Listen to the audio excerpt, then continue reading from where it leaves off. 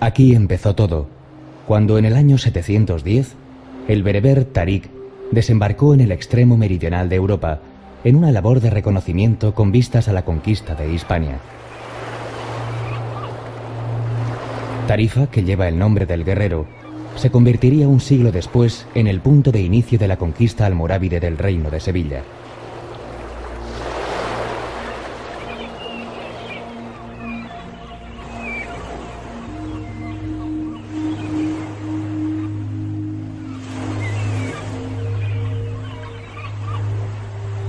Como guardián del estrecho se alza su alcazaba, de época califal, llamada hoy de Guzmán el Bueno, quien en la época de la invasión musulmana prefirió sacrificar a su hijo antes que rendir la plaza.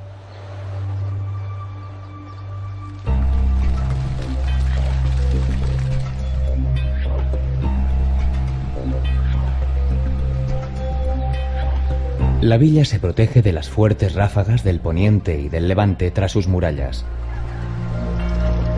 De ellas sobresale la Puerta de Jerez, buena muestra de la mezcla de culturas con un arco gótico y otro de herradura.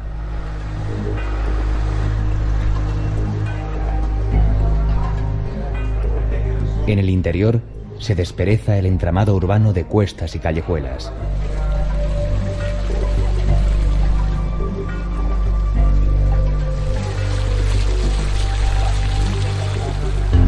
Perseguir las olas es uno de los atractivos de la costa. Sus extensas playas, abiertas a los vientos, reúnen a gran número de surfistas, y los más osados utilizan la atracción de una cometa para deslizarse y hacer acrobacias al ritmo que impone el mar. A la sombra de la imponente fortaleza se extiende el Paseo de la Alameda, y más allá los muelles, desde donde zarpan barcos especializados en avistamiento de cachalotes y delfines.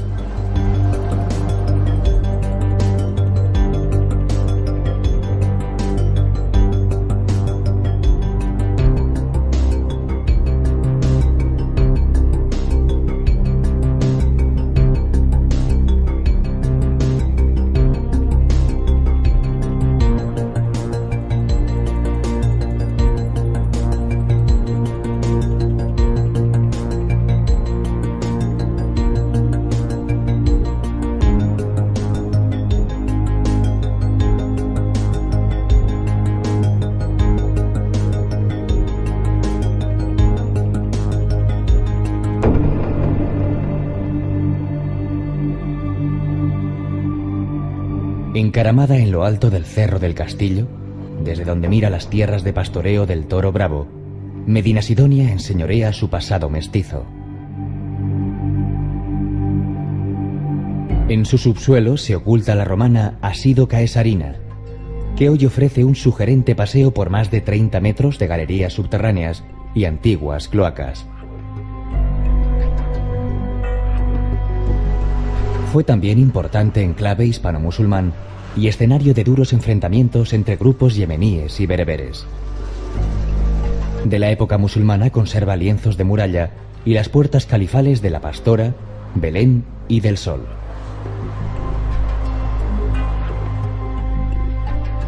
A los pies del castillo, la imponente iglesia gótica de Santa María la Coronada atesora un retablo plateresco y la talla barroca de Nuestra Señora de la Paz. Medinasidonia obsequia a los paladares más exigentes con sus afamados alfajores. Esta pasta de miga de pan y frutos secos molidos y aromatizados con especias y miel es el antecedente inmediato del turrón español. La forma de elaborar los alfajores difiere según sea el pastelero, lo que ha dado lugar a numerosas leyendas, como aquella que afirma que en tiempos de los omeyas una esclava árabe llegó a conseguir su libertad gracias a la exquisitez de la fórmula que empleaba.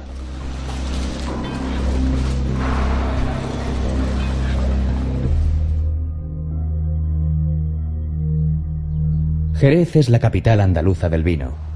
Las primeras cepas fueron traídas por los fenicios, que la bautizaron como Shera.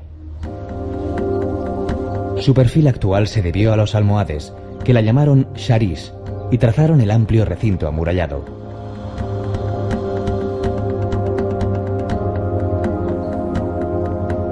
aún se mantiene en pie el Alcázar árabe. Y en su interior, una mezquita consagrada al culto católico, bajo el nombre de Santa María la Real, conserva la sala de oración con su mihrab u oratorio, el patio de las abluciones y el alminar.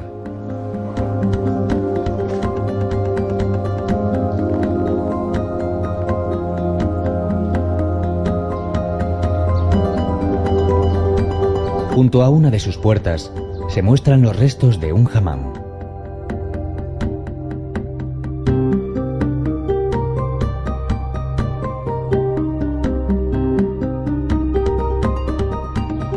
De la época cristiana se pueden admirar varios templos, como la iglesia de San Dionisio, del siglo XIII, con reforma en el XV, que se abre a la Plaza de la Asunción, donde también se alza el Cabildo Viejo, con una hermosa fachada y galería porticada.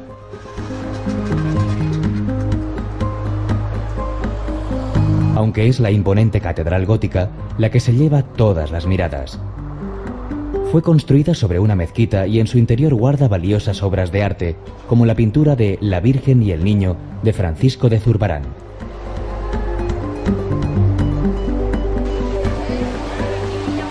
Haciendo gala de su pasado y presente vinícola, Jerez presenta un muestrario de opulentas bodegas que, como catedrales, se levantan en la ciudad.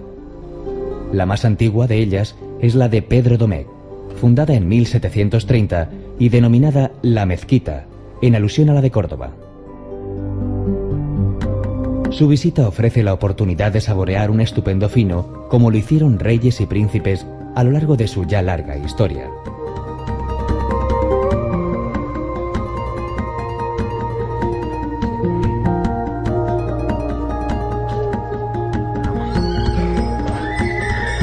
Jerez se vanagloria de sus vinos, su buen flamenco y también de los caballos cartujanos de largas crines que nunca pierden el compás. Es el caballo español por naturaleza, que deriva del cruce de ejemplares peninsulares con árabes y berberiscos llegados con la conquista.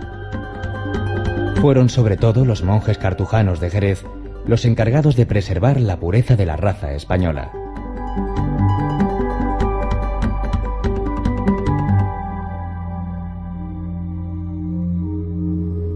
Subida a una enorme peña ceñida por el río Guadalete, Arcos de la Frontera muestra al viajero su cara blanca y reluciente. Su caserío cumple todos los parámetros del arquetipo andaluz, con sus calles angostas salpicadas con descomunales iglesias, conventos y palacios.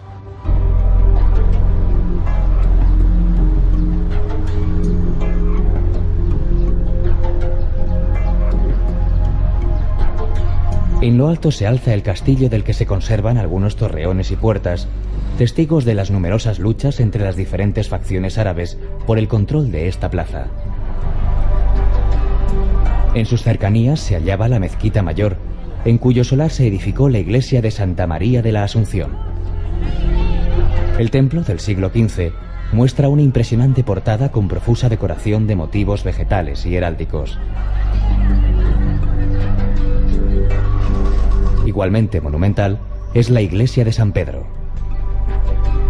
De traza gótica y hecha de cantería, sobresale del conjunto su torre fachada barroca con columnas salomónicas.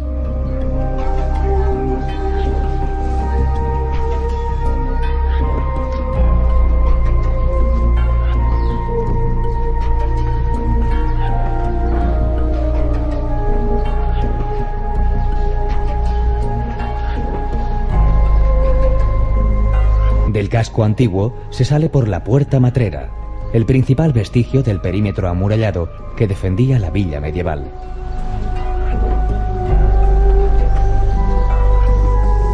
En las afueras, rodeado de huertas, se extiende el lago de Arcos, un enclave inmejorable para disfrutar de la naturaleza y practicar deportes bajo la atenta mirada de la ciudad.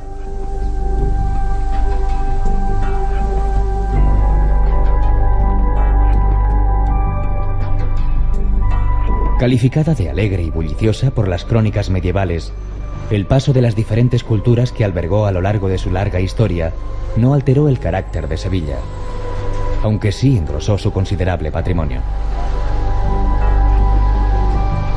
La Giralda es su seña de identidad, que concentra en sí misma todo el simbolismo de la Isbililla árabe y la Sevilla cristiana.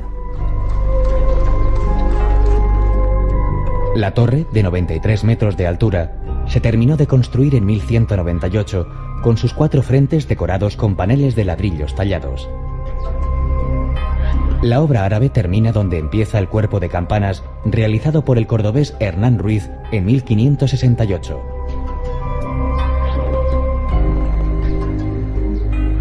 En su cúspide se colocó una estatua de la fe, la veleta conocida como Giraldillo o Giralda. Junto con la Giralda, el patio de los Naranjos, con su puerta del perdón, son los únicos restos de la mezquita mayor que levantaron los almohades en 1172 sobre una iglesia visigoda.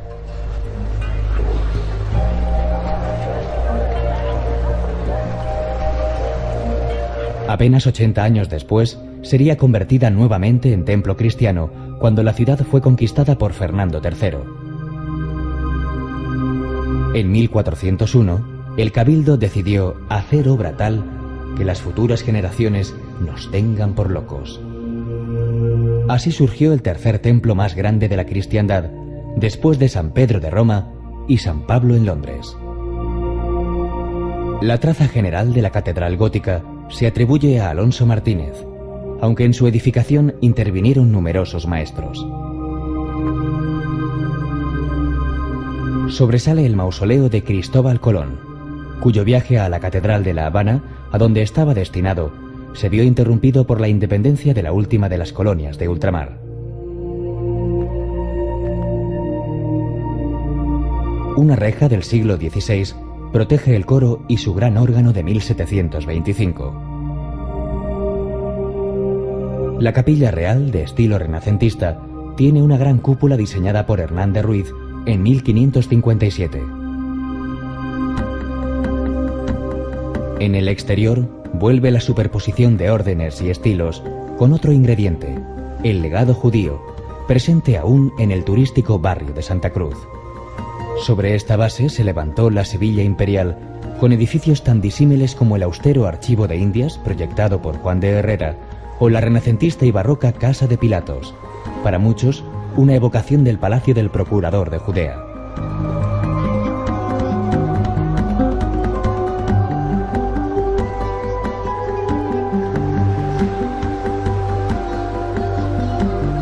Pero Sevilla no sería lo que es sin su río, por donde llegó el tabaco, el oro y la plata, con las que se engrandeció en los siglos XVI y XVII. Fueron los almohades los que reforzaron las murallas de la ciudad, sobre todo por la vertiente del Guadalquivir, y completaron la defensa del puerto con la Torre del Oro, que contaba con una gemela en la orilla opuesta. Y en la margen derecha del Guadalquivir, Triana, barrio emblemático con su calle Betis, que ya en tiempos era descrita como el mejor lugar del mundo para pasar las noches de luna llena.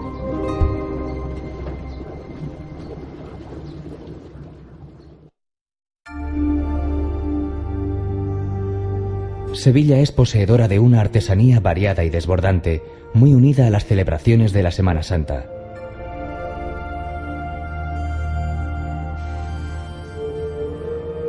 La tradición del bordado religioso con hilos de oro y plata, seda y terciopelos es uno de esos oficios de antaño que sorprenden por sus diseños y la maestría de la realización.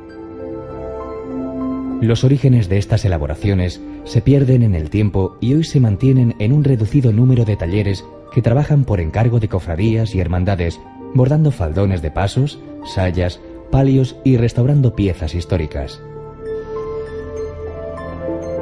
La presencia de bordadores en Sevilla aparece en algunos documentos legales del año 1403, pero la primera noticia oficial sobre el bordado sevillano se remonta a 1435, año en el que los artesanos fueron autorizados a reunirse en corporaciones y redactar su ordenamiento. En un principio fue un arte reservado a los hombres, pero ya hacia finales del siglo XV se tuvo noticia de las primeras bordadoras hispalenses.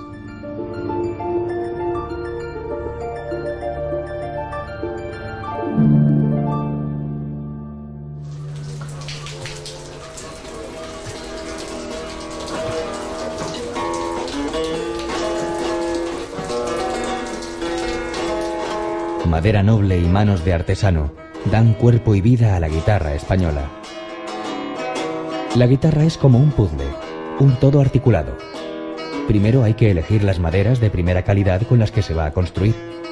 Después empieza una labor artesanal que, en esencia, es la misma que hace más de 100 años, cuando la de 6 cuerdas alcanzó su mejor sonido, belleza en el tono y proyección. Después de seleccionadas, las maderas se calibran o, lo que es lo mismo, se les dan las medidas exactas. El siguiente paso es empezar a ensamblar las piezas, unir la tapa a los aros, el mástil a la caja. Con la estructura hecha, se lija y se fija toda la madera. Luego se barniza y se le da el acabado final en un proceso que dura, como mínimo, un mes de paciente laboreo.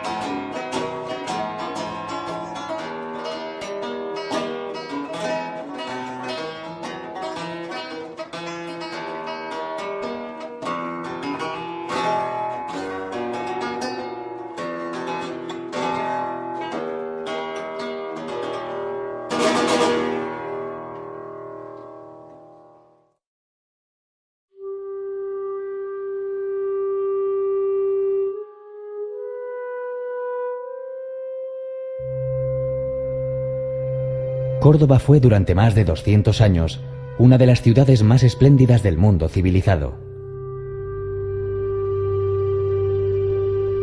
Primero sería emirato independiente con Abderramán I y después califato, proclamado por Abderramán III. A pesar del tiempo transcurrido, el corazón de Córdoba palpita en su mezquita catedral.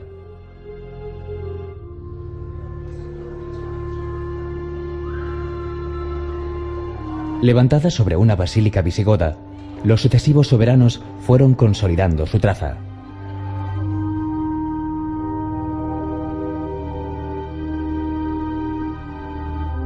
Al-Hakam II mandó construir el Mirab, que está precedido por la Maksura, el espacio reservado al califa.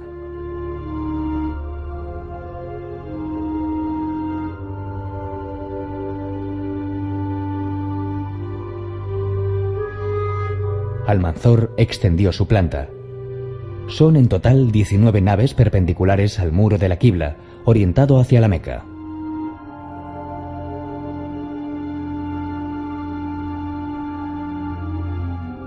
Las columnas soportan 2 niveles de arcos, el primero de herradura y el segundo de medio punto.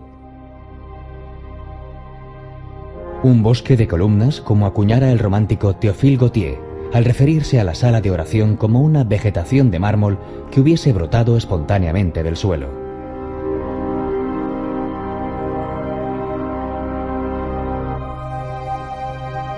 En la zona central hicieron construir los reyes cristianos la capilla mayor y la capilla real.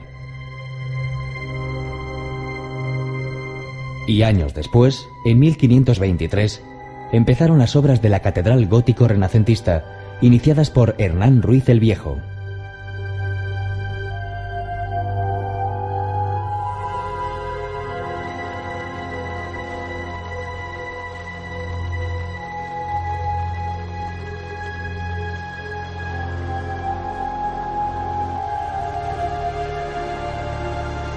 La amalgama de estilos que ostenta la mezquita se prolonga en el barrio judío con sus calles blancas y estrechas, enmarcadas por las murallas de la ciudad, en su mayoría árabes, lo mismo que la Puerta de Almodóvar. En el barrio hebreo, la estatua de Maimónides recuerda al más grande pensador hispano-judío. También destacó en el campo de la medicina, como Averroes, el filósofo de Al-Ándalus, nacido en el seno de una noble familia cordobesa.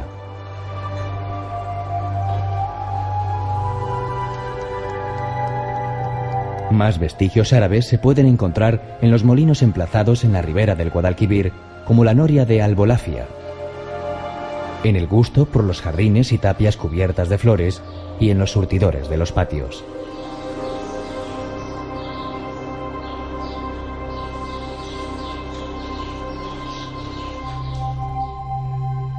También de procedencia andalusí es la artesanía. La labor de repujar la piel curtida de cordero o cabra nació en el Califato de Córdoba. Los cordobanes, a los que también se les añaden hojas de plata y pan de oro, fueron famosos en toda Europa, y hoy, junto con otros trabajos artesanales de gran tradición, como la joyería y la orfebrería, buscan su sitio en los tiempos modernos.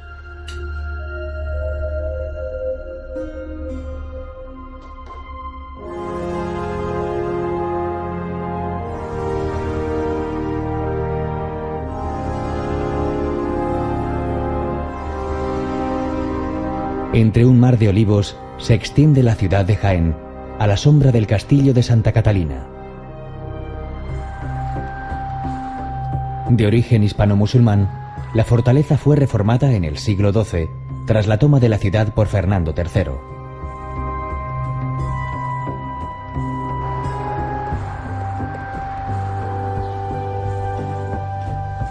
Pero sin duda, el monumento más representativo de la cultura andalusí que alberga Jaén son los baños árabes del Palacio de Villalompardo. Debieron realizarse entre los siglos XI y XII y sobre ellos se construyó el palacio en el siglo XVI. Así permaneció hasta que fueron descubiertos en 1913. El hammam es una adaptación de las termas romanas que en el caso del Islam unía a los motivos de higiene y placer el deber religioso de las abluciones.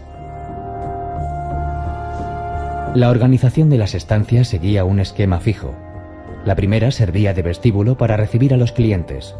A continuación, se abría la sala fría donde se dejaba la ropa y se recogían toallas y calzado. Le seguía la sala templada con estanques y la de calor. Debajo de esta estructura, una red de conductos que partía de la caldera distribuía el calor. En los laterales se abrían alcobas cubiertas con bóvedas que servían para descansar y recibir masajes.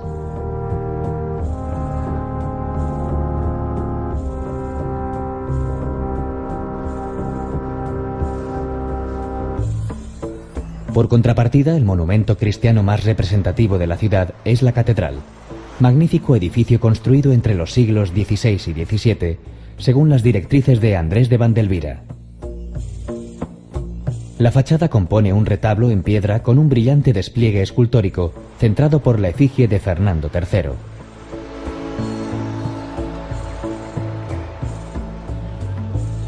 Compite en suntuosidad con este templo la iglesia de la Magdalena, de estilo gótico.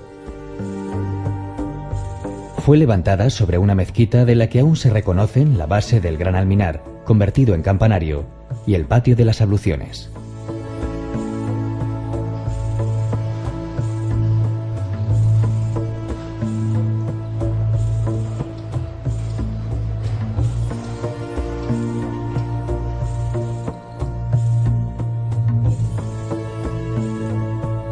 Baeza fue la primera gran ciudad andalusí conquistada por las tropas cristianas.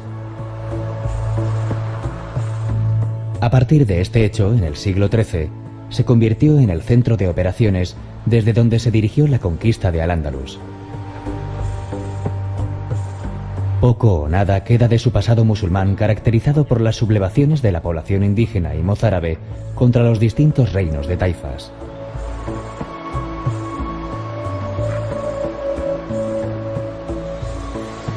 El mejor pórtico para introducirse en la arquitectura de Baeza es la Plaza del Pópulo. En el centro está la Fuente de los Leones, el símbolo de la ciudad, compuesta por elementos procedentes del yacimiento romano de Cástulo. A un lado se alza la Puerta de Jaén, de época musulmana, reformada con la adición del Arco de Villalar, que conmemoró la victoria de Carlos V sobre la rebelión de los comuneros.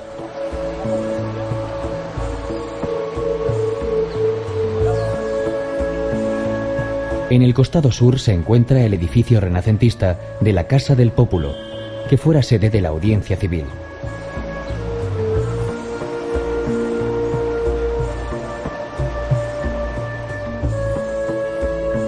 Otra plaza, la de Santa María, con su pequeña fuente, es el corazón de la ciudad medieval amurallada.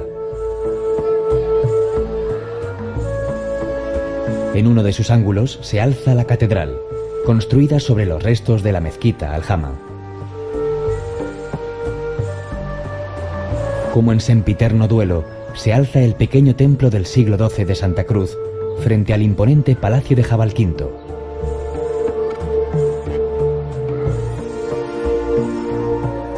Ejemplo de arquitectura civil, la mansión ostenta una de las fachadas más asombrosas del gótico flamígero.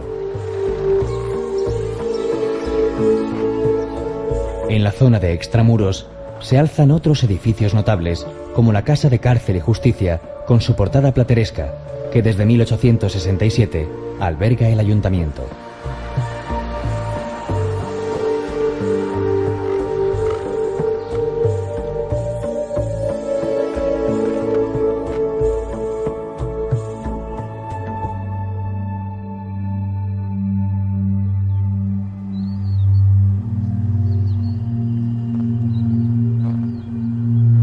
Entre las grandes extensiones de olivares que adornan los suaves cerros, se dibuja Úbeda, conocida como la joya del Renacimiento.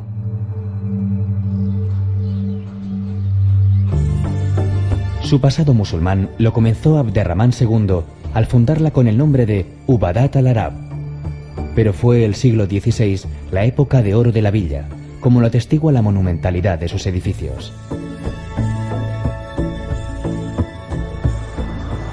La Sacra Capilla del Salvador es la obra estelar del Renacimiento español.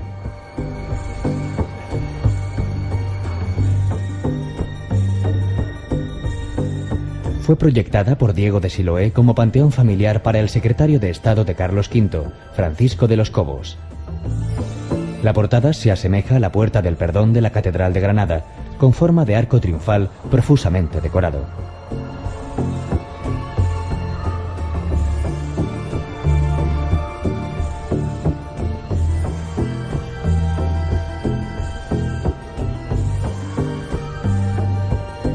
En el mismo espacio urbano se encuentra una obra de Andrés de Vandelvira, el Palacio de las Cadenas, que ordenó levantar Juan Vázquez de Molina, otro secretario de Estado, esta vez de Felipe II. La denominación se debe a la desaparecida cadena de forja que la recorría. Frente a este magnífico ejemplo de arquitectura civil, se alza la iglesia de Santa María de los Reales Alcázares. A la primera construcción gótico-mudéjar se le añadieron las fachadas renacentistas en el siglo XVII para adecuar el primer templo de la ciudad a la magnificencia del entorno urbano.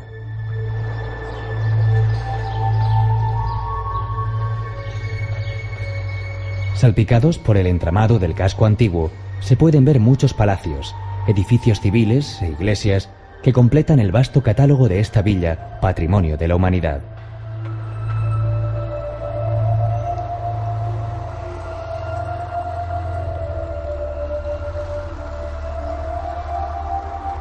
Otra obra maestra de Vandelvira es el Hospital de Santiago, del siglo XVII. Sobresale la portada con el relieve alusivo al apóstol y las torres de los extremos.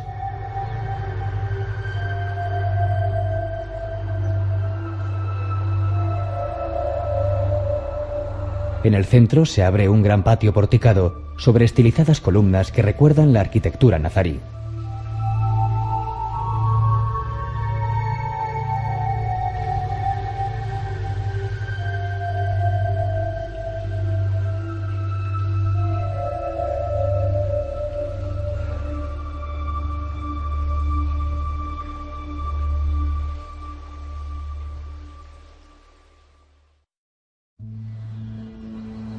Corría el año 929, cuando Abderramán III se proclamó príncipe de los creyentes con el califato independiente de Bagdad y Córdoba como capital.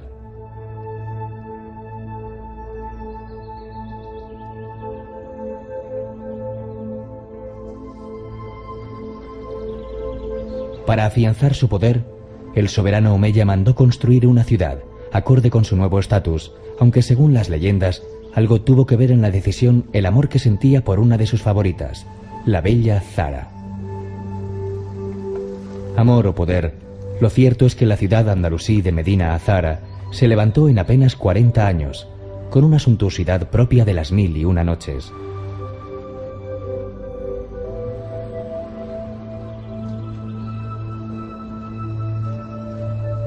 Situada en las faldas de la Sierra Cordobesa, a tan solo 7 kilómetros de la gran urbe, las ruinas de Medina Azahara se extienden en 3 grandes terrazas escalonadas y cercadas por dobles murallas.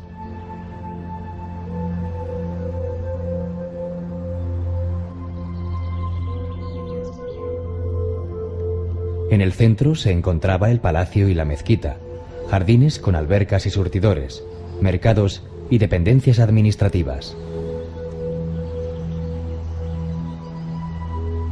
En los laterales se situaban los recintos militares y todo el conjunto parece ser que albergó alrededor de 400 casas de cortesanos.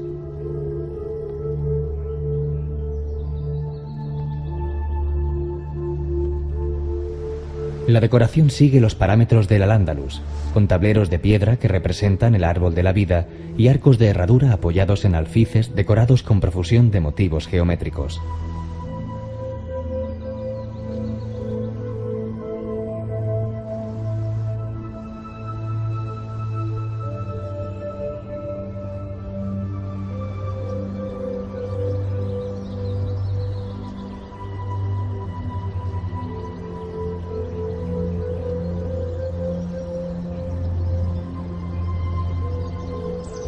Cuentan los cronistas de la época que la estancia donde el califa recibía a las embajadas extranjeras tenía las tejas de oro y plata, y en el centro había un gran pilón lleno de mercurio.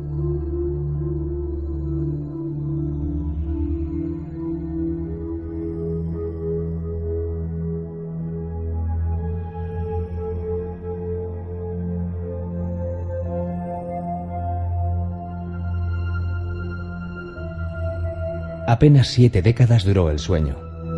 Con la caída del califato de Córdoba, la ciudad-palacio fue arrasada por los bereberes y después cayó en el olvido. Fue cantera de materiales de construcción hasta que en 1910, con las primeras excavaciones, se comenzó a vislumbrar la grandeza del lugar.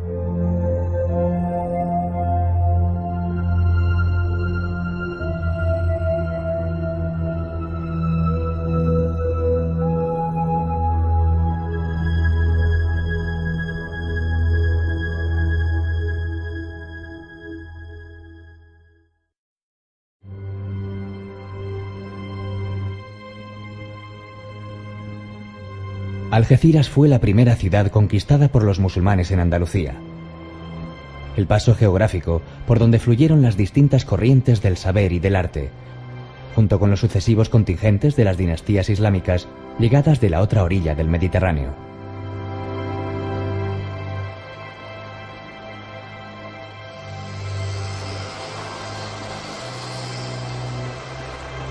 Desde que recibiera su nombre árabe de Al-Yazira a Al-Hadra, la Isla Verde, allá por el año 711, la población fue sometida y asolada en múltiples ocasiones.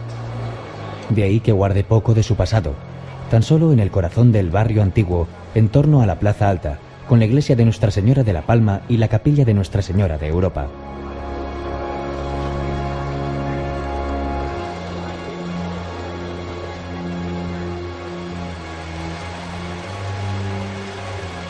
En lo que fue la Villa Nueva, se extiende el Parque de María Cristina y los vestigios de la Medina Merimí.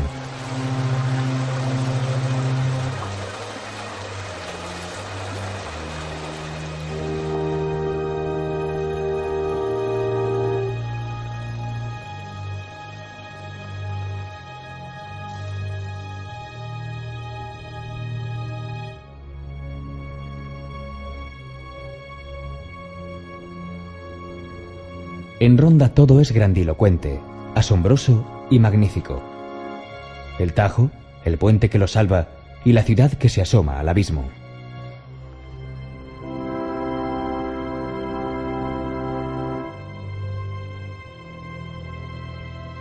El símbolo de Ronda es su puente nuevo, con 98 metros de altura. Se terminó de construir en 1795 para unir la ciudad moderna, renacentista y barroca con la ciudad musulmana, la Medina Runda. El límite sur de la Medina nazarí está marcado por las murallas de los siglos XIII y XIV, en las que se levanta la puerta de Almocávar, con dos torreones semicirculares de mampostería, entre los que se abren dos arcos de herradura y uno ojival.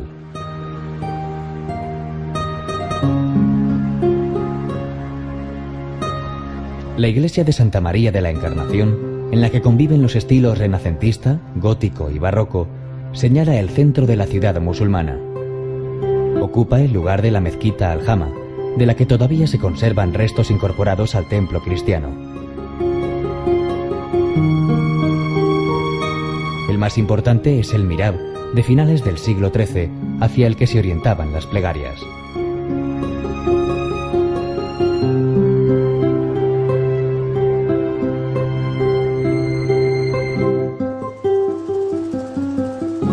De mediados del siglo XIV es el alminar de San Sebastián, que perteneció a una mezquita de barrio, uno de los más de 20 oratorios que llegó a tener la población.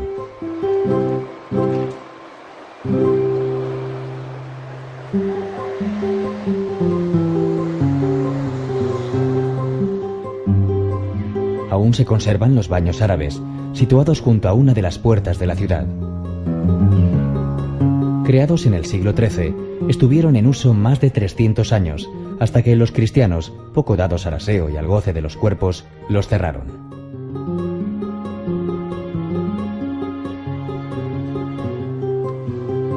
Una fachada con portada clásica y dos miradores dan acceso al Palacio de Mondragón, colgado sobre el Tajo.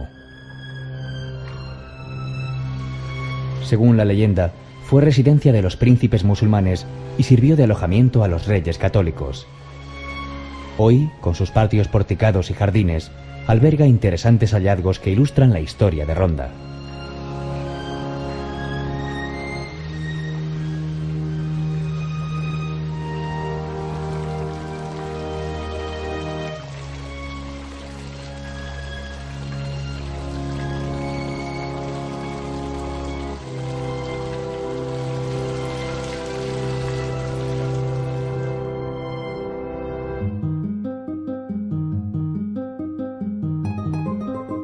Ya decían los cronistas árabes que Malaca, la actual Málaga, era una ciudad hermosa, con elegantes viviendas, rodeada de higueras, cuyo puerto tenía dos dársenas naturales y desde donde se exportaban las mejores granadas, almendras e higos.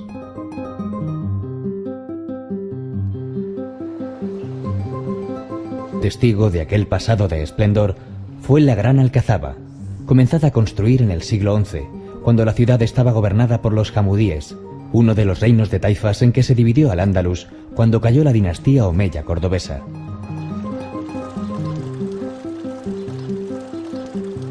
La entrada, protegida por una impresionante torre albarrana, da acceso al Palacio del Interior, que se inspiró en el arte del califato. Algunas de las columnas que sustentan los arcos son fustes y capiteles romanos tomados de las ruinas de los alrededores.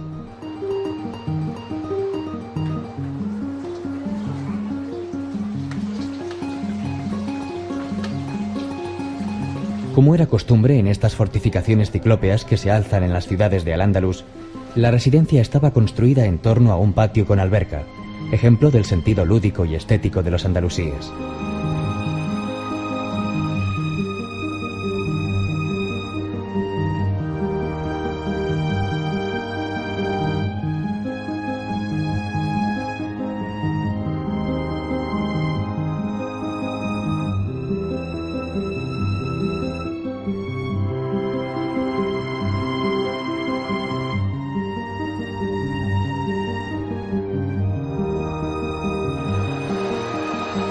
Junto a la Alcazaba, la Puerta de Atarazanas, construida en época de Yusuf I, conserva un arco de herradura con la divisa nazarí que proclama que solo Dios es victorioso.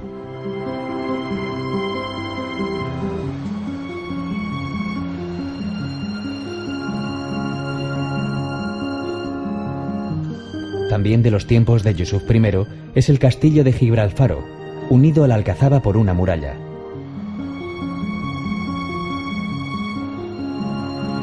Detrás de este imponente sistema defensivo se despliega el centro histórico de Málaga. El teatro romano del siglo I recuerda que esta es la segunda ciudad más antigua de la península después de Cádiz. Fue asentamiento de fenicios, griegos, romanos, bizantinos y visigodos antes de la llegada de los árabes.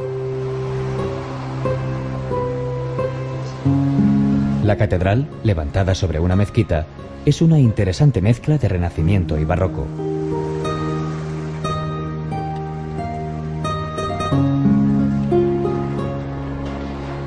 Muy cerca se alza la iglesia de Santiago, donde bautizaron al genio de la ciudad, Pablo Picasso,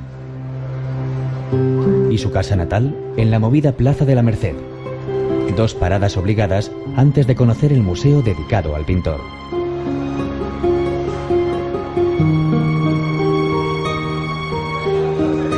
Otro museo, esta vez del vino, es la Casa de Guardia, la tasca más antigua del lugar donde se pueden catar los dulces vinos malagueños. Se cuenta que hasta la mismísima Isabel II visitó en más de una ocasión esta casa y suspiró de satisfacción ante el néctar que salía de algunas de las barricas. Pero Málaga es una villa marinera con buenas playas bañadas por el Mediterráneo. Un mar de culturas que no puede menos que rendirse ante el ingenio que despliegan los malagueños en esos oportunos chiringuitos a pie de playa.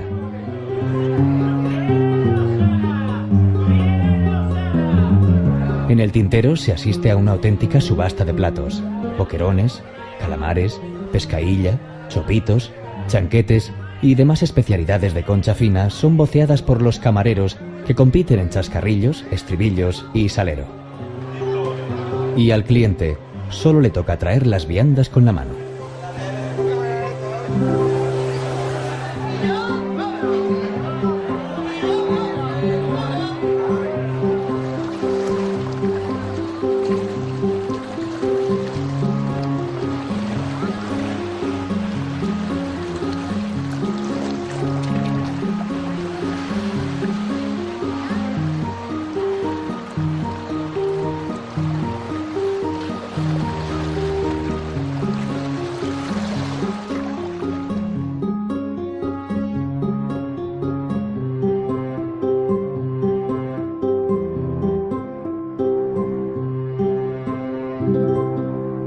Almería, fundada por Abderramán III en el siglo X con el nombre de Almarilla, fue la puerta marítima de Al-Ándalus.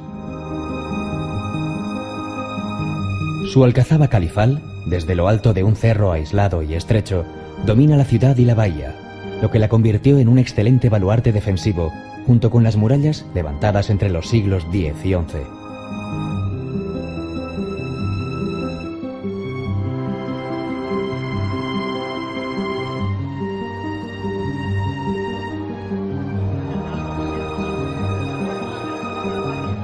Cuesta abajo se ubica la catedral, ejemplo de iglesia-fortaleza que se terminó de construir en el siglo XVII bajo la dirección de Diego de Siloé.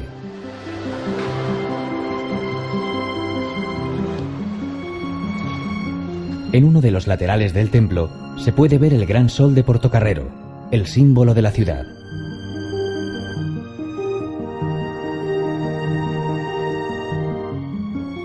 Sobre una antigua mezquita se levantó la iglesia de San Juan, que conserva el mirab del siglo X y los adornos de estuco.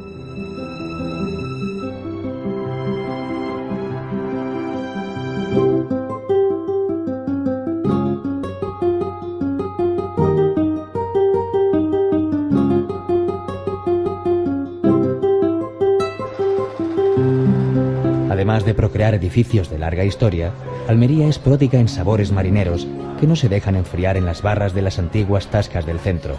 La más famosa es Casa Puga.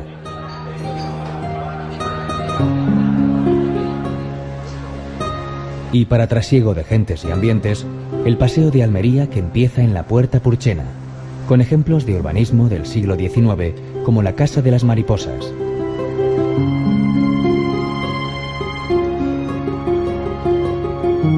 Del siglo XIX es también la peculiar estructura metálica del cable inglés, en la playa de las Almadrabillas.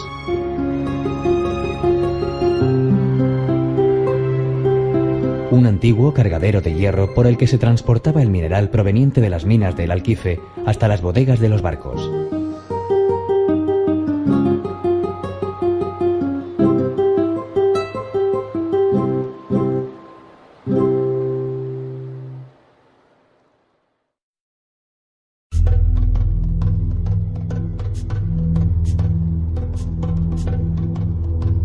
África está cerca, y con ella Ceuta, a tan solo 20 kilómetros de las costas andaluzas.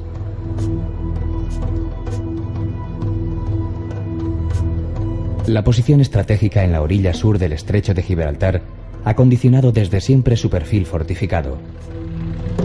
Las murallas más antiguas que se conservan son obra de los portugueses, que gobernaron la plaza hasta el último tercio del siglo XVI. La parte más nueva de las murallas reales fue levantada entre los siglos XVI y XVIII por la corona española. Uno de sus mayores atractivos es el foso navegable que une las aguas de los dos mares que bañan la ciudad autónoma, el Atlántico y el Mediterráneo.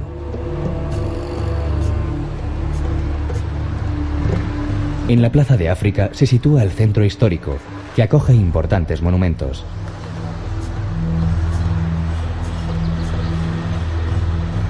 El Palacio de la Asamblea, sede del gobierno, fue inaugurado en 1927.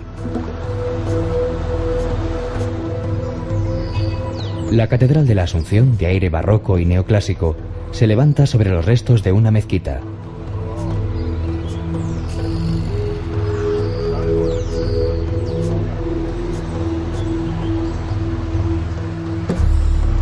El santuario de la Virgen de África data de comienzos del siglo XVIII y alberga en su interior la imagen de la patrona de la villa.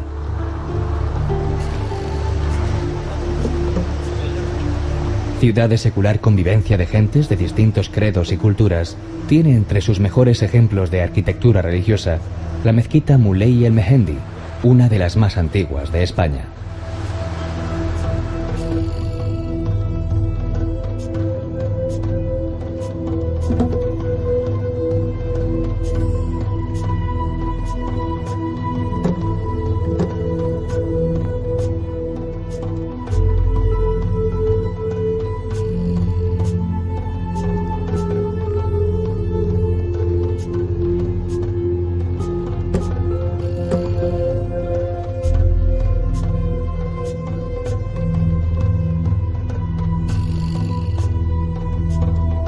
Fue fundada por los fenicios hace 27 siglos con el nombre de Rusadir, y desde entonces Melilla ha sabido albergar a todas las culturas que han pasado por ella.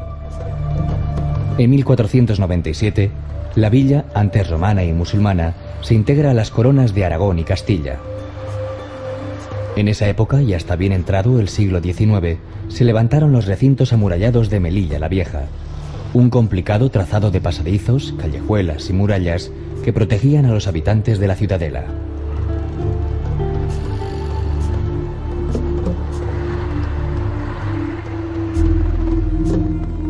En la Plaza de los Aljibes se conjugan, como en ningún otro sitio, los años de convivencia de cristianismo e islam. La impresionante obra hidráulica servía para el abastecimiento de agua de toda la ciudad.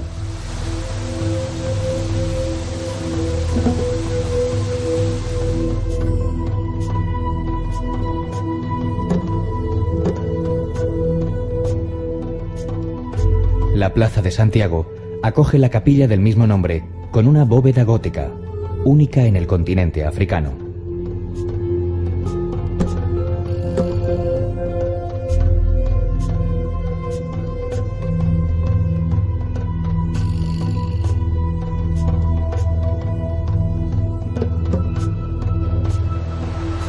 El desarrollo de Melilla llegó con la expansión comercial de principios del siglo XX. Enrique Nieto, discípulo de Gaudí, la convirtió en la segunda ciudad, tras Barcelona, que posee importantes muestras de arquitectura modernista, y a la avenida Juan Carlos I en una de las mejores rutas para comprobarlo.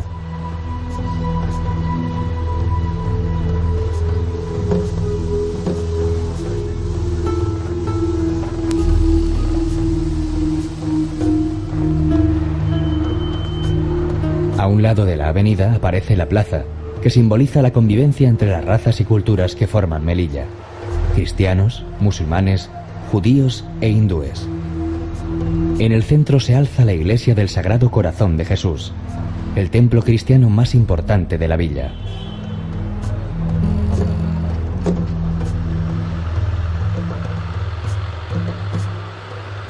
La mezquita central cuenta con un oratorio de Enrique Nieto, al que también pertenece el proyecto del templo judío, la sinagoga de Or Zarua.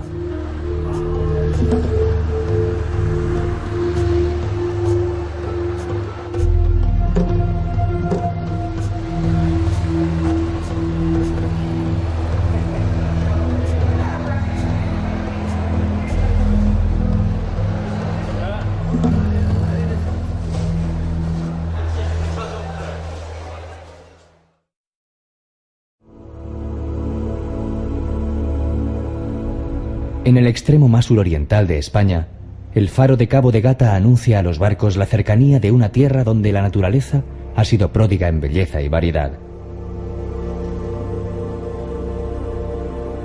El Parque Natural de Cabo de Gata-Níjar abarca la sierra y una franja de 1 milla de anchura paralela a la costa. El paisaje muestra importantes relieves volcánicos que penetran de forma abrupta en el mar, formando espectaculares acantilados como el de las Sirenas, en alusión a las focas monje que hace unas décadas ocupaban estas rocas.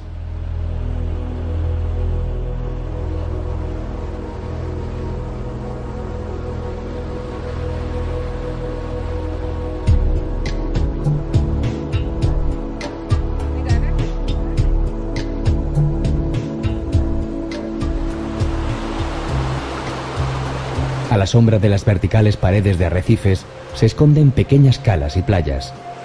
La de Mónsul, con el cerro de la Vela Blanca detrás y las crestas de magma, parece un espacio lunar.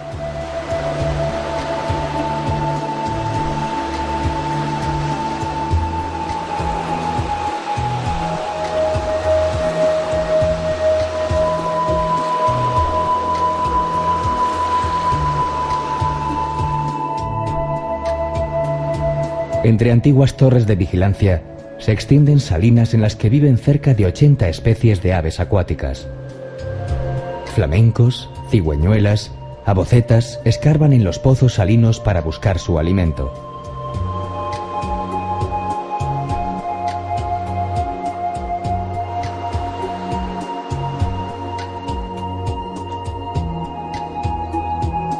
El Campillo de los Genoveses y su espectacular panorama de chumberas va a dar a la playa del mismo nombre, la segunda más extensa del parque natural. Las dunas fósiles recuerdan al contingente de genoveses que desembarcó en la Edad Media para luchar contra los corsarios.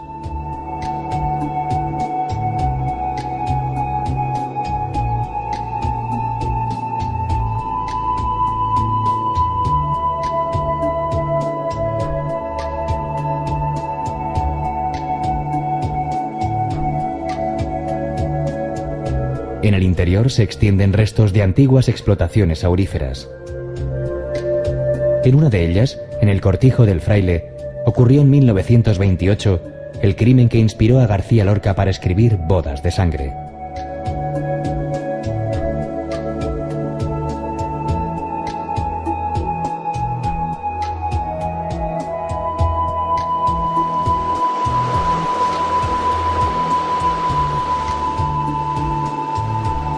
Desierto y mar se dan la mano en esta esquina del mundo, donde se cobija uno de los ecosistemas más singulares de Europa.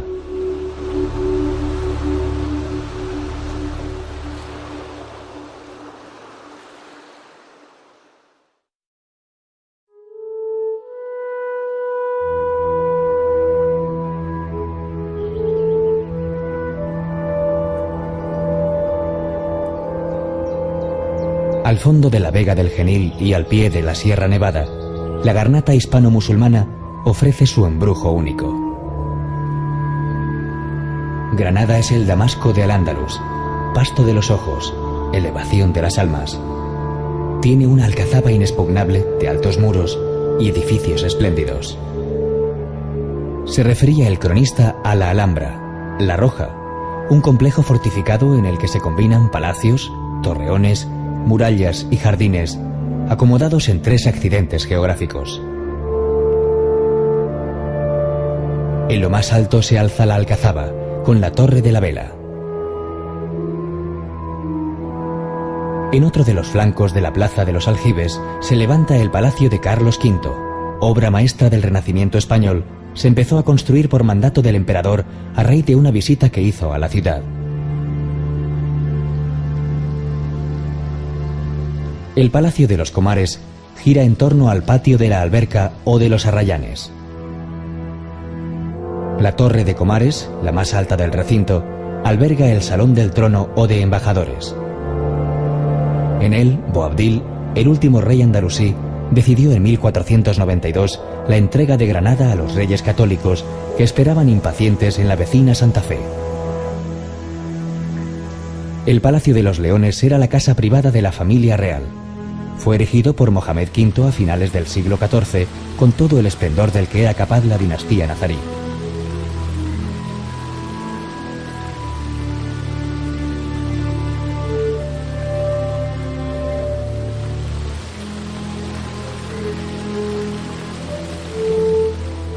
En las proximidades están los baños reales, quizá las estancias más completas con sus juegos de luces y sombras, de misterio, de placidez, de silencio y de olvido.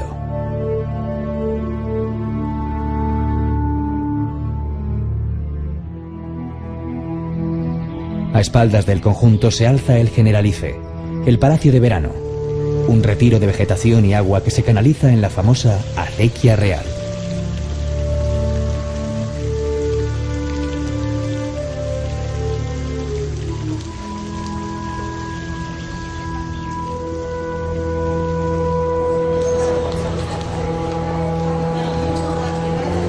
En la alcaicería se desarrollaba el comercio de productos de lujo, que en Granada se centraban en la seda y hoy mantiene su función original albergando tiendas de artesanía.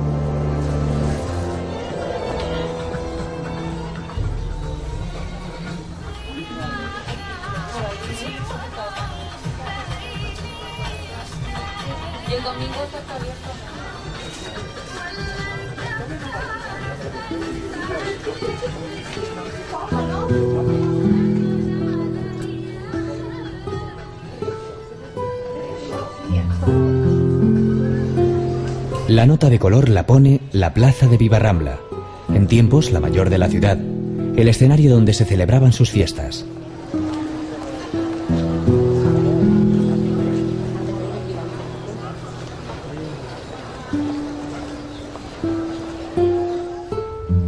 El Corral del Carbón del siglo XIV es un ejemplo de aquellas alhóndigas o fondas de mercaderes.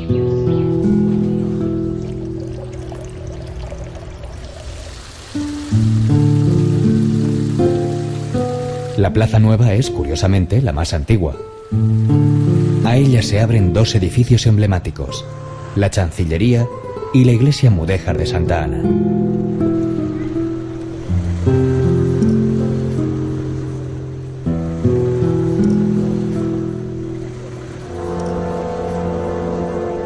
El magnífico templo clásico de la Catedral Cristiana, de la que sobresale su portada barroca, terminó de construirse en el siglo XVIII. La capilla real fue realizada por Enrique Egas para servir de panteón a los reyes católicos. A unos pasos se encuentra la Madrasa, fundada por Yusuf I como centro de estudios de jurisprudencia, medicina, literatura, teología y matemáticas. La monumental puerta de Elvira comunicaba el Albaicín con la Medina que creció a orillas de la Vega.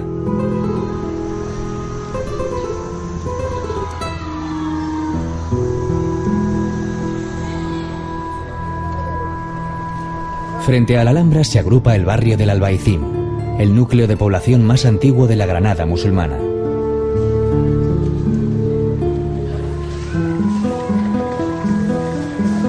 Aún conserva numerosas casas moriscas, restos de mezquitas, aljibes y un regusto andalusí que se respira en su entramado urbano.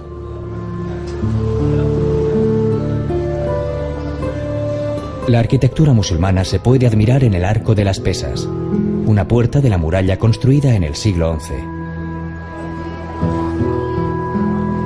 En la parte más alta, el mirador de San Nicolás muestra una de las mejores panorámicas de la ciudadela nazarí.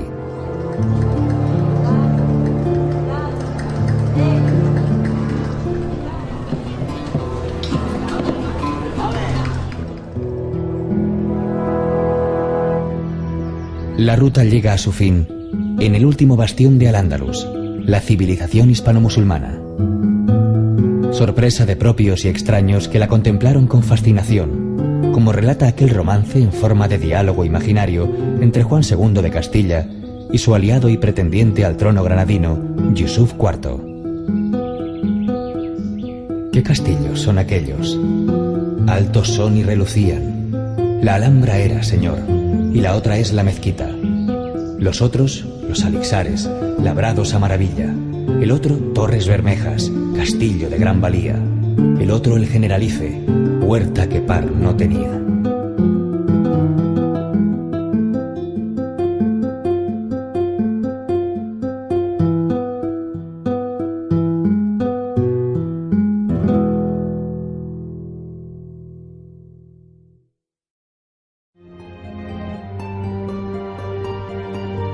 Con la Sierra Nevada como techo y la Costa del Sol a sus pies, las Alpujarras seducen con su paisaje.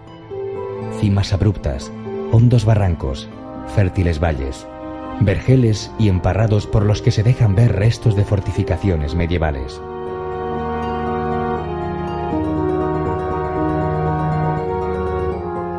En esta zona de paso entre Almería y Granada, en tiempos de Al-Ándalus, se refugió Boabdil tras rendir el reino nazarí a los reyes católicos. Las Alpujarras mantienen, como pocos reductos, estampas de otros tiempos. Sus pueblos, de calles estrechas, empinadas y retorcidas, aún conservan casas con la estructura original de muros de piedra y barro. Un buen ejemplo de esta arquitectura es Capileira, con los terraos, tejados planos hechos con losas de piedra sobre vigas de madera y cubiertos de laúna, una arcilla abundante en la comarca que se impermeabiliza a base de sol y pisadas.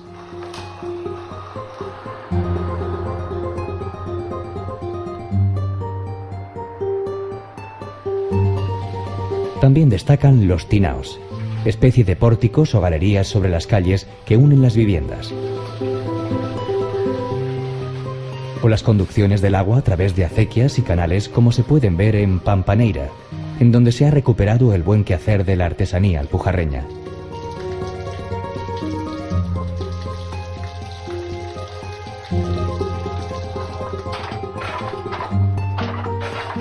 Heredera de la tradición morisca, sobresale la confección de tejidos como las mantas y las jarapas.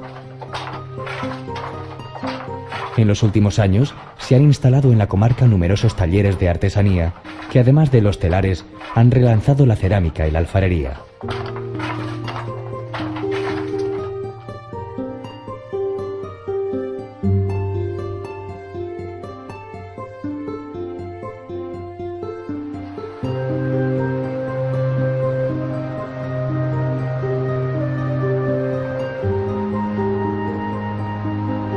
La gastronomía tiene un especial signo de identidad entre Vélez.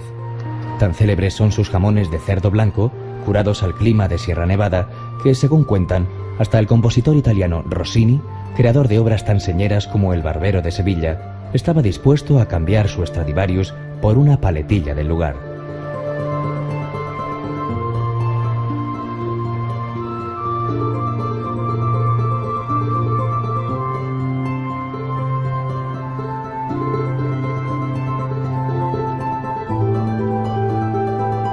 Tanto como saborear su jamón, merece la pena una excursión a las 7 lagunas para contemplar las espectaculares vistas del entorno.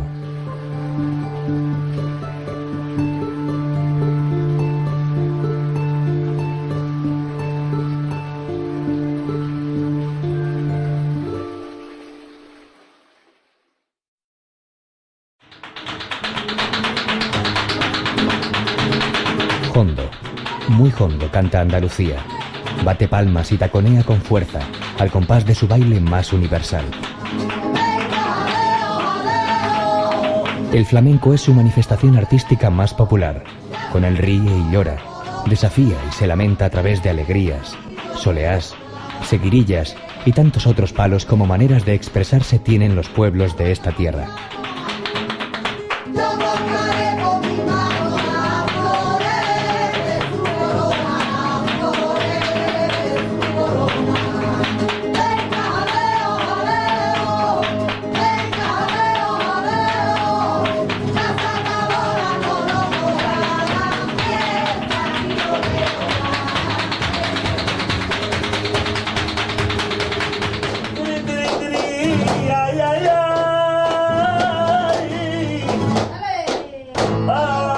Apenas 2 siglos de existencia nos separan de aquella primera tonada de la historia, sin baile ni guitarra, solo cante, que se asentó en el triángulo formado por Triana, en Sevilla, Jerez y Cádiz. El enclave en el que el flamenco dejó de ser una expresión folclórica para convertirse en un género artístico. Pero sus orígenes se hunden en los misterios del tiempo y en profundos mestizajes que se transmitieron de generación en generación.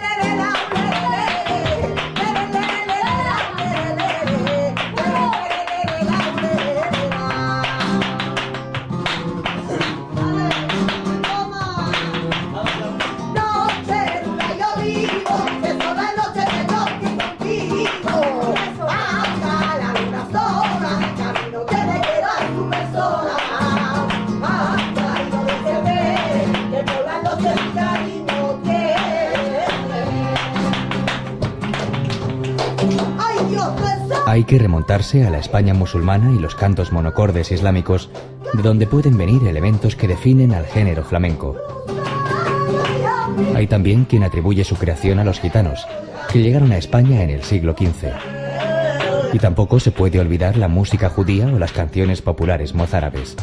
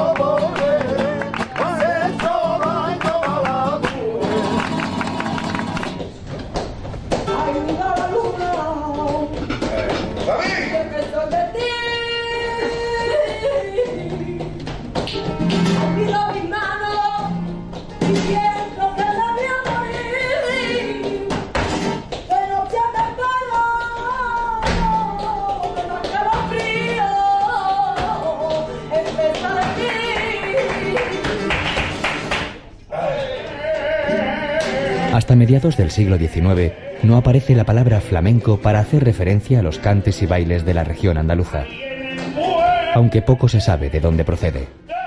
La hipótesis más seria asegura que es una derivación del árabe felag mengu, que significa campesino errante. Así empezó a tomar cuerpo la historia, en las cuevas del Sacromonte, en los barrios gitanos, en los campamentos mineros. fueron la cuna donde se mecía un arte, primero en secreto, hasta que venciendo los iniciales momentos de recelo, también los no gitanos, los payos de dentro y fuera de Andalucía, empezaron a sentir y a crear flamenco. Y venció las fronteras. Hoy es una música que hace sentir a propios y ajenos cuando arranca la guitarra. El cante suena a quejío, a sentimiento íntimo, con acompañamiento de taconeo, palmas y castañuelas, que forman una armonía, una magia. Y aparece el ángel, el duende, que se adueña del escenario.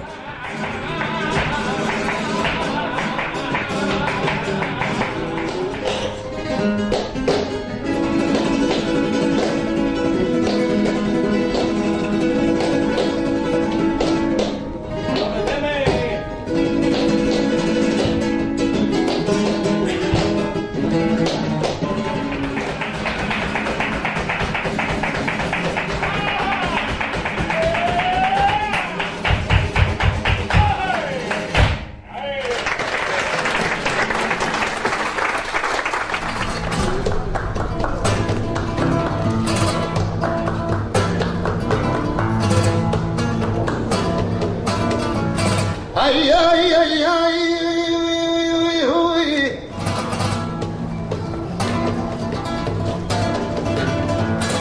Ya con esta me despido.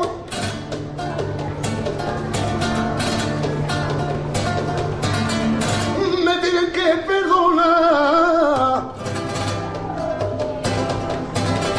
Que me duele la garganta, que me duele la garganta y la quiero remojar.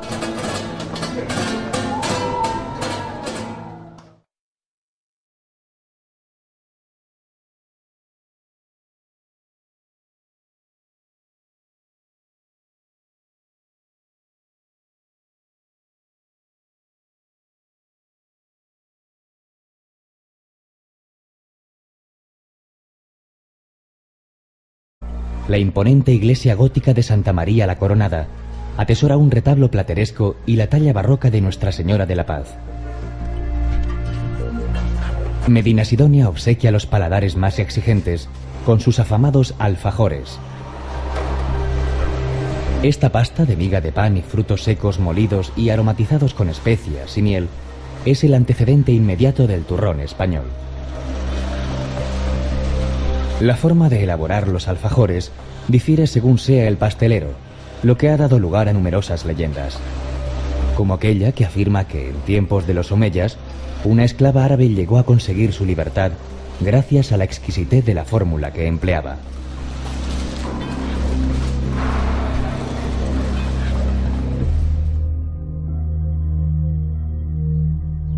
Jerez es la capital andaluza del vino.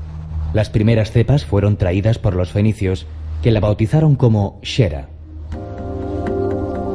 Su perfil actual se debió a los almohades, que la llamaron Xaris, y trazaron el amplio recinto amurallado.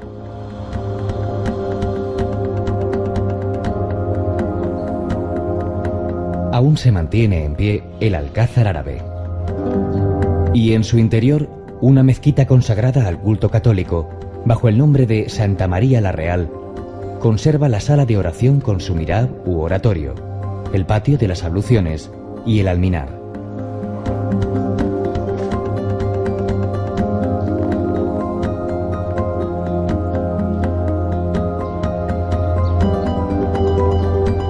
Junto a una de sus puertas se muestran los restos de Taleza, se extiende el paseo de la Alameda y más allá los muelles, desde donde zarpan barcos especializados en avistamiento de cachalotes y delfines.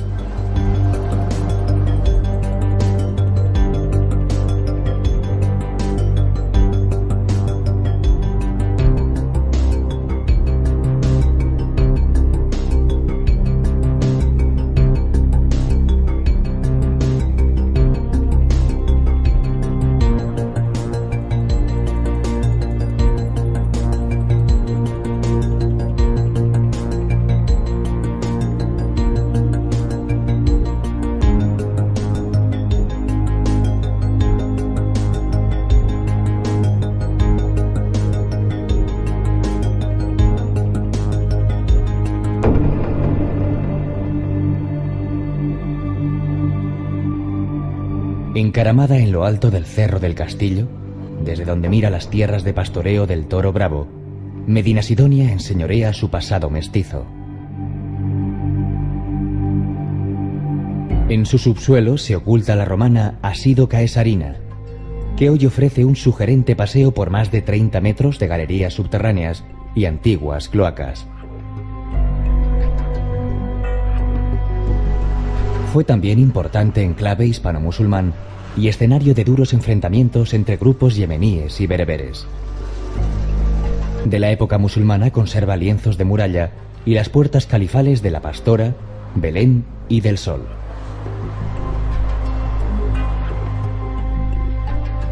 A los pies del castillo, Tarifa, que lleva el nombre del guerrero, se convertiría un siglo después en el punto de inicio de la conquista almorávide del reino de Sevilla.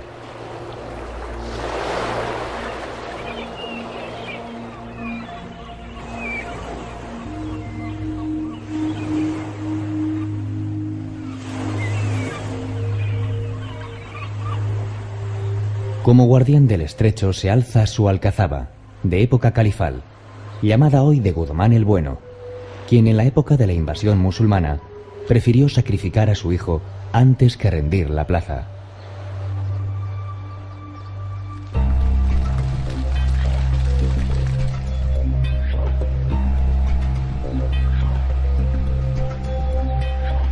La villa se protege de las fuertes ráfagas del poniente y del levante tras sus murallas. De ellas sobresale la Puerta de Jerez, buena muestra de la mezcla de culturas con un arco gótico y otro de herradura.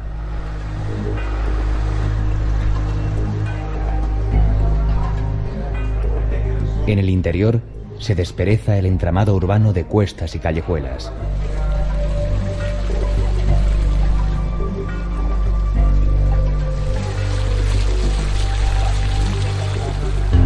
Perseguir las olas es uno de los atractivos de la costa. Sus extensas playas, abiertas a los vientos, reúnen a gran número de surfistas, y los más osados utilizan la atracción de una cometa para deslizarse y hacer acrobacias al ritmo que impone el mar. A la sombra de la imponente forestos de un hammam.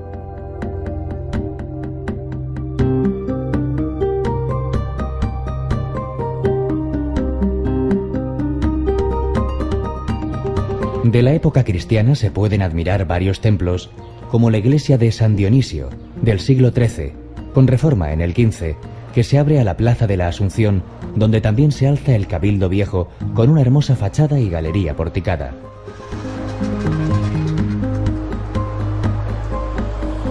Aunque es la imponente catedral gótica la que se lleva todas las miradas.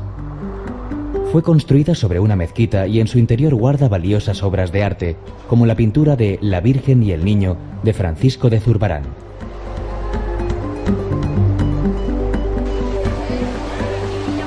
Haciendo gala de su pasado y presente vinícola, Jerez presenta un muestrario de opulentas bodegas que, como catedrales, se levantan en la ciudad.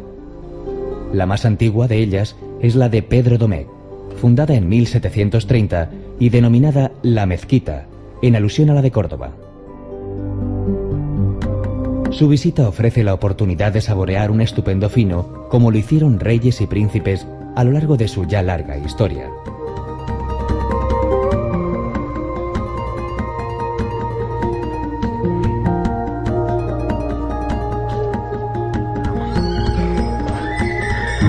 Jerez se vanagloria de sus vinos, su buen flamenco y también de los caballos cartujanos de largas crines que nunca pierden el compás.